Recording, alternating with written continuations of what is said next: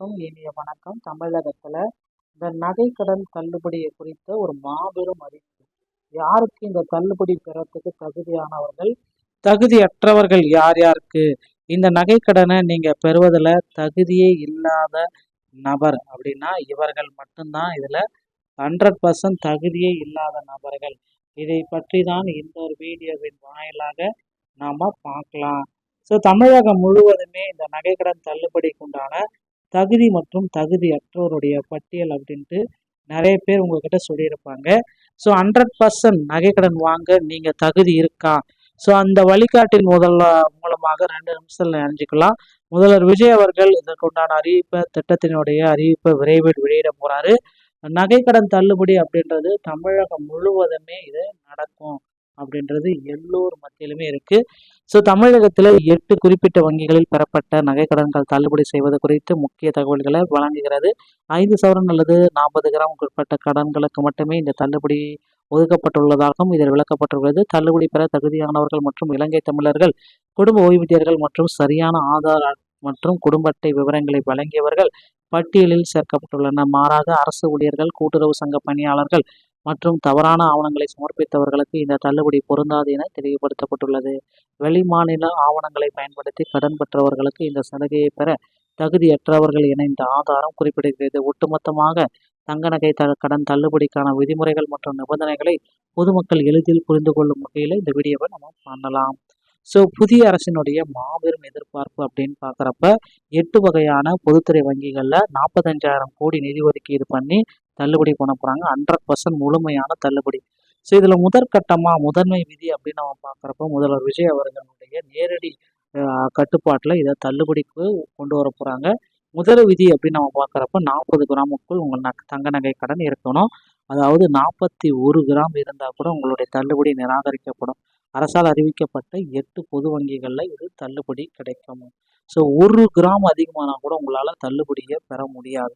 தள்ளுபடியை உறுதி செய்வதற்கான அத்தியாவசிய ஆவணங்கள் அப்படின்னு பார்த்தீங்கன்னா எந்த தவறும் அனுமதிக்கப்பட மாட்டாது. குடும்ப அட்டை, தவறான தகவல்களுக்கு தள்ளுபடியே கிடையாது. நகைக்கடன் பெறும் பொழுது வழங்கிய குடும்ப அட்டை மற்றும் ஆதார் எண்கள் 100% சரியாக இருக்க வேண்டும். விவரங்கள் தவறாக இருந்தாலோ அல்லது வழங்கப்படாமல் இருந்தாலோ தள்ளுபடி அப்படின்றது உங்களுக்கு கிடையாது. உங்கள் ரேஷன் அட்டை தற்பொழுது வரை பயன்பாட்டில் இருக்கிற மாதிரி பார்த்துக்கோங்க.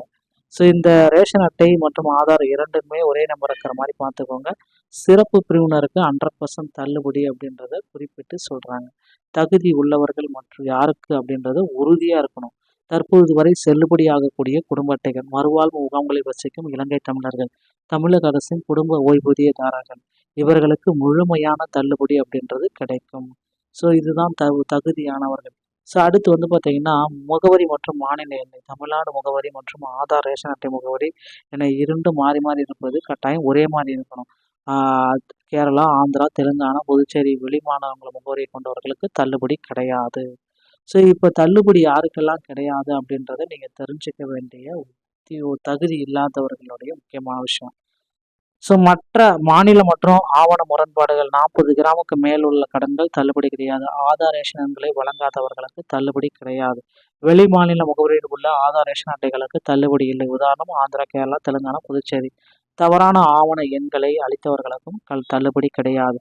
போலி நகைகளை வைத்து கடன் பெற்றவர்களுக்கும் தள்ளுபடி கிடையாது. ஏற்கனவே கூட்டுறவு சங்க தொகையை முழுமையாக செலுத்தியவர்களுக்கும் தள்ளுபடி கிடையாது. கூட்டுறவுத்துறை சங்க ஊழியர்கள் மற்றும் ஊழியர்களுடைய குடும்பத்தினர்களுக்கு தள்ளுபடி கிடையாது. அரசாங்க வேலையில் இருப்பவர்களுக்கும் தள்ளுபடி கிடையாது அப்படின்றத குறிப்பிட்டு சொல்றாங்க. ஸோ இது எல்லாமே தள்ளுபடி இல்லாதவர்களுடைய லிஸ்ட்டு.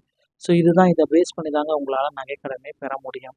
ஸோ ஒப்பீடு அட்டவணை அப்படின்னு பார்க்குறப்ப 40 கிராம் 5 சவரனுக்குள் இருந்தால் தள்ளுபடி உடையவர்கள் அப்படியே சரியான ஆதார் எண் தந்தவர்கள் தள்ளுபடி, தமிழ்நாடு ரேஷன் கார்டு தந்தவர்கள் தள்ளுபடி, ஆக்டிவாக ரேஷன் கார்டை வச்சிருப்பவர்கள் தள்ளுபடி, குடும்ப ஓய்வூதியர்களுக்கும் தள்ளுபடி, அதே போல் இலங்கை தமிழர்களுக்கும் தள்ளுபடி.